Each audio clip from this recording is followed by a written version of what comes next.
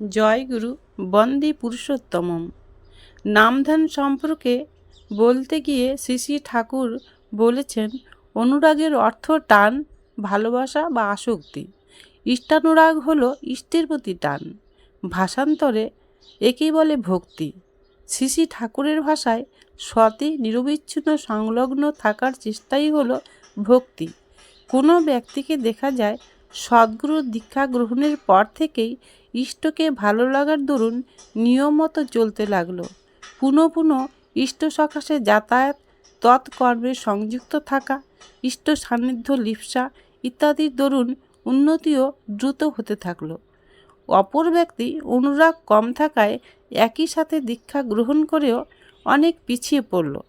শ্রী ঠাকুর বলেছেন, একমাত্র অনুরাগের মাধ্যমেই ঠাকুরকে লাভ করা যায়। তাই তোমরা সবসময় অনুরাগের সঙ্গে ঠাকুরকে ভালোবাসতে থাকো, অবশ্যই তোমরা ঠাকুরকে লাভ করতে পারবে। জয় গুরু, বন্দে পুরুষোত্তমম।